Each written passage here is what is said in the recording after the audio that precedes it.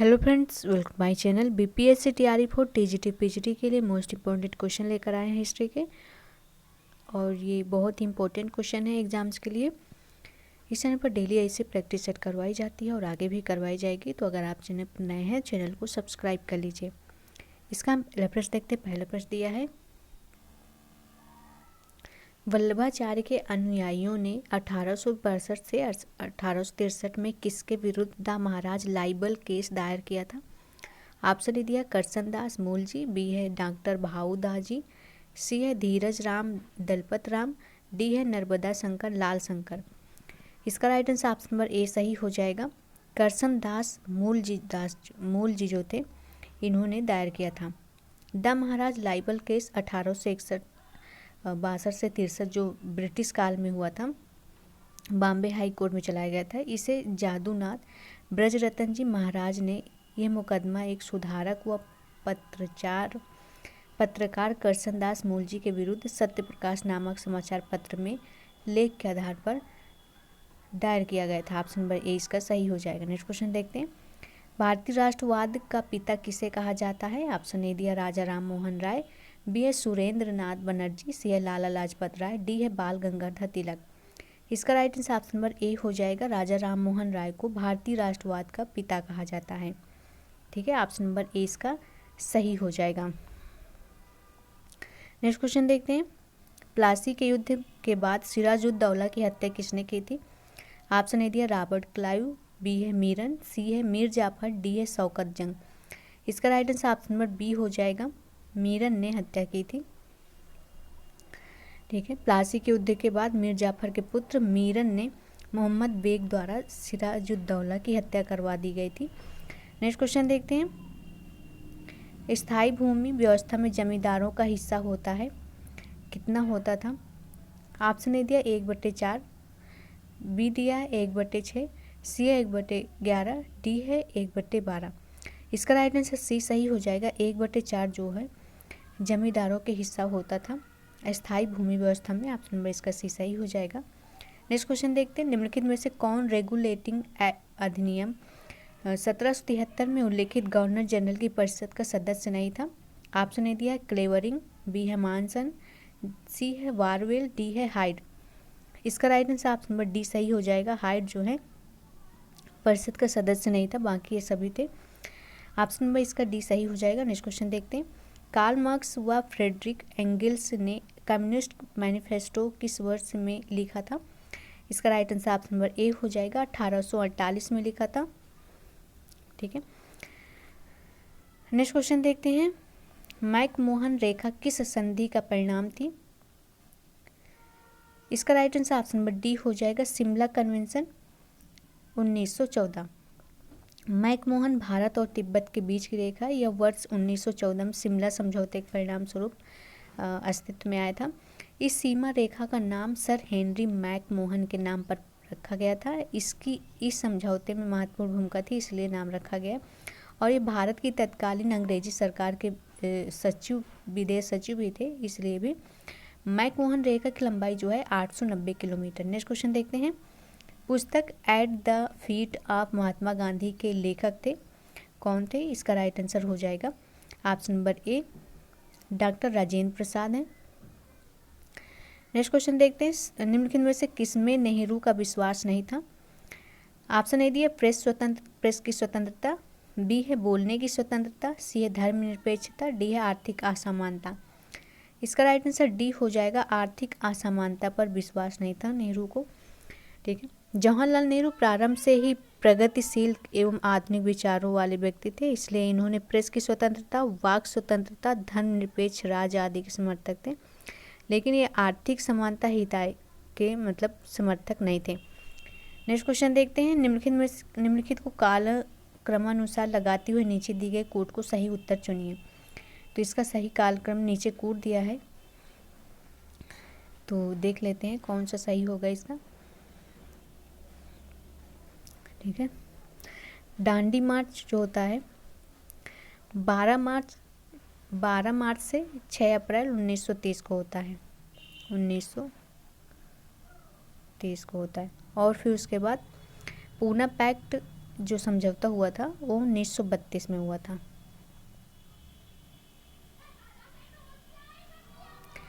और फिर उसके बाद गांधी इरविन समझौता जो हुआ था ये 1931 में हुआ था। गांधी इरविन समझौता 1931 में हुआ था। और द्वितीय गोलमेज सम्मेलन जो हुआ था,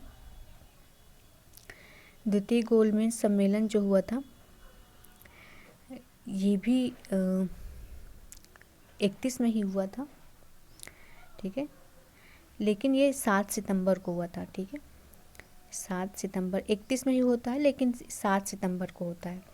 और जो गांधी इरविन समझौता था वो भी 31 में ही होता है, ठीक है, लेकिन ये 5 मार्च को होता है। तो जो गोलमेज हो लास्ट में आएगा, ठीक है। तो इसका जो राइट आंसर हो जाएगा पहले सेकंड पूना पैक्ट, पहले सबसे 1930 डांडी मार्च हो जाएगा, सेकंड सही पहले नंबर पर हो जाएगा। फिर उसके बाद गांधी इरविन समझौता मार्च 1931 में होता है, सेकंड नंबर पर ये हो जाएगा। और फिर उसके बाद द्वितीय गोलमेज सम्मेलन हो जाएगा, ये भी 31 में होता है लेकिन ये सितंबर में होता है। तो तीसरे नंबर पर गोलमेज हो जाएगा, चौथे नंबर पर पूना पैक्ट हो जाएगा। तो ऑप्शन नंबर इसका सेकंड सही हो जाएगा। नेक्स्ट क्वेश्चन देखते हैं। भारतीय राष्ट्रीय कांग्रेस के निम्नलिखित में से किस अधिवेशन में स्वदेशी के प्रस्ताव को अपनाया गया था? ऑप्शन ए मद्रास अधिवेशन 1903, बी है बॉम्बे अधिवेशन 1904, सी है बनारस अधिवेशन 1905, डी है कलकत्ता अधिवेशन 1906। इसका right answer option number C सही हो जाएगा, बनारस अधिवेशन 1905 में प्रस्ताव अपनाया गया। तो नेक्स्ट क्वेश्चन देखते हैं। सुभाष चंद्र बोस के त्यागपत्र के बाद भारतीय राष्ट्रीय कांग्रेस का अध्यक्ष कौन हुआ था? इसका राइट आंसर ऑप्शन नंबर ए सही हो जाएगा, राजेंद्र प्रसाद थे। नेक्स्ट क्वेश्चन देखते हैं। निम्नलिखित में से किसने अपना राजनीतिक जीवन उदारवादी के रूप में आरंभ किया परंतु बाद में उसके आलोचक बन गए थे? तो कौन है? इसका राइट आंसर ऑप्शन नंबर हो जाएगा ए, बिपिन चंद्र पाल थे। 1906 के बाद भारतीय राजनीति में कांग्रेस के अंदर उग्रवादी दल का उदय हुआ, ठीक है।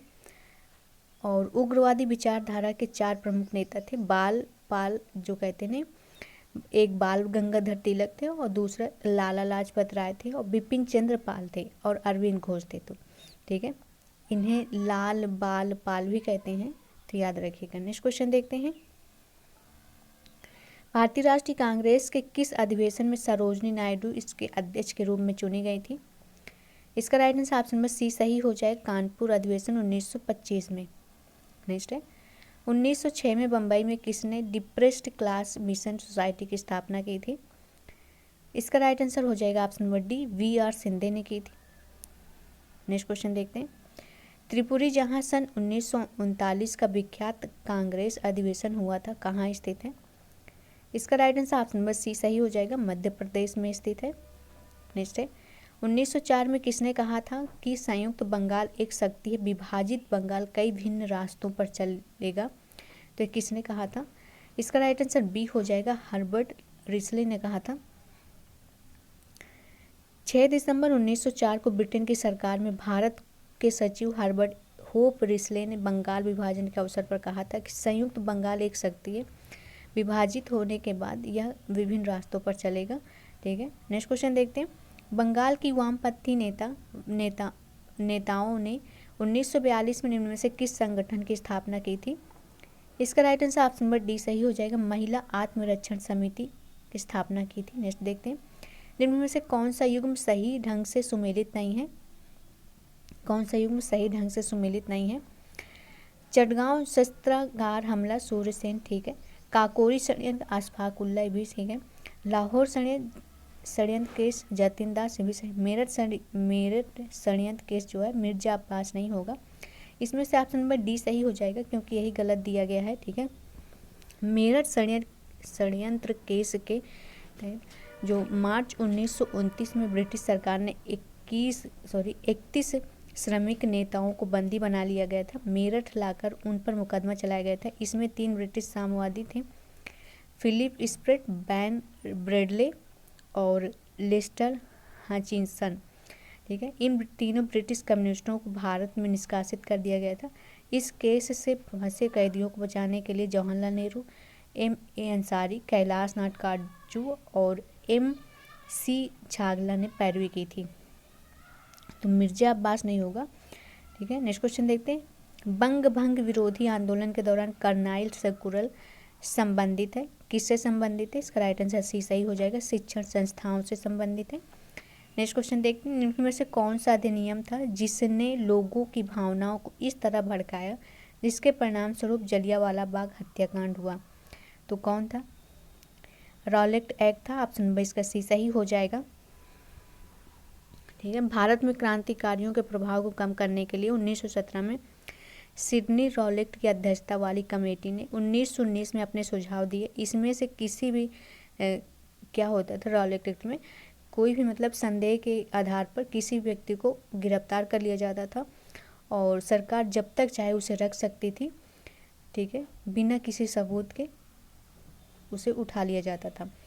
तो इसी के मतलब इसी के भड़काऊ के जो आया था एक्ट, इसी के लिए से क्या हुआ था कि जलियांवाला बाग हत्याकांड हुआ था। ऑप्शन नंबर इसका सी सही हो जाएगा। नेक्स्ट क्वेश्चन देखते हैं। निम्न में से किसको छोड़कर सभी 19वीं शताब्दी के महान पत्रकार थे? ऑप्शन ए दिया है दुर्गादास, बी है शिशिर कुमार घोष, सी है जेम्स ऑगस्टस हिक्की, डी है कस्तूरी रंगा अय्यर। इसका राइट आंसर ऑप्शन नंबर ए सही हो जाएगा, दुर्गादास है। नेक्स्ट देखते हैं। श्रीमद् भागवत गीता का अंग्रेजी अनुवाद किस ब्रिटिश प्रशासन ने किया था? इसका राइट आंसर हो जाएगा ऑप्शन नंबर बी, विल्किंसन ने किया था। समाज सुधारकों के निम्नलिखित युग्मों में से कौन सा विधवा शिक्षा के मुद्दे पर अग्रणी थी? इसका right answer option number D सही हो जाएगा, डी के कर्वे और रमाबाई थी। नेक्स्ट क्वेश्चन देखते हैं। भारतीय राष्ट्रीय कांग्रेस ने किस प्रकार भारतीय सांस्कृतिक आकांक्षाओं को पूरा किया? इसका राइट आंसर ऑप्शन नंबर ए सही हो जाएगा, संगठन में भारतीयों के सभी वर्गों को प्रतिनिधित्व देना। नेक्स्ट देखते हैं। केशव चंद्र सेन और उनके समर्थकों ने 1866 में कौन सा समाज बनाया था? इसका right answer option number C सही हो जाएगा, ब्रह्म समाज ऑफ इंडिया।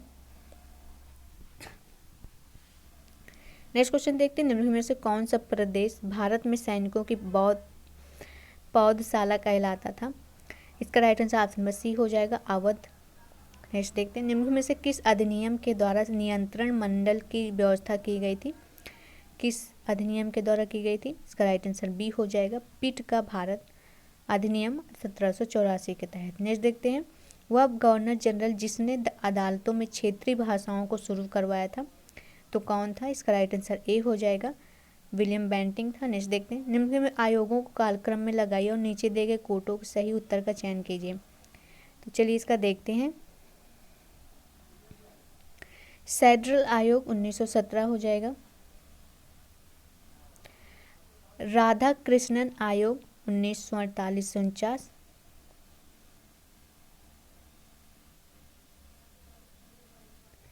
और उसके बाद 1917 आधा 1948 से 49। ठीक है, और फिर उसके बाद विश्वविद्यालय अनुदान आयोग 1956। और फिर उसके बाद कोठारी आयोग 64 से 67 1900। चलिए ठीक है, बता दे रहे हैं। तो इसका जो राइट आंसर हो जाएगा ऑप्शन नंबर ए हो जाएगा। ठीक है, सेटलर आयोग सब 1917 सबसे पहले आया था इस मतलब कोड के हिसाब से। तो ऑप्शन नंबर ए इसका सही हो जाएगा। नेक्स्ट क्वेश्चन देखते हैं। भारत का आर्थिक इतिहास किसने लिखा था? भारत का आर्थिक इतिहास किसने लिखा था? इसका right answer option number D हो जाएगा, आर.सी. दत्त ने लिखा था। नेक्स्ट क्वेश्चन देखते हैं। ब्रिटिश शासन द्वारा भारत से धन निष्कासन के बारे में सर्वप्रथम किसने लिखा था? इंपॉर्टेंट क्वेश्चन है, याद रखिएगा। ठीक है, दादा भाई नौरोजी ने। नेक्स्ट क्वेश्चन देखते हैं। नील दर्पण संबंधित था, ये भी इंपॉर्टेंट क्वेश्चन है, तो इसका right answer option number C हो जाएगा, नील की खेती करने वालों से। नेक्स्ट क्वेश्चन देखते हैं। कब गवर्नर जनरल ने वायसराय की अतिरिक्त उपाधि प्राप्त की थी? इसका राइट आंसर सी हो जाएगा 1858 में। नेक्स्ट क्वेश्चन देखते हैं। अंग्रेजों द्वारा देसी रियासतों के साथ की गई निम्न संधियों को कालक्रमानुसार सजाएं और सही उत्तर कोड का चयन करें। ठीक है, तो देखते हैं इसका क्या होगा। सालबाई की संधि जो होती है, सालबाई की संधि जो 1782 में होती है।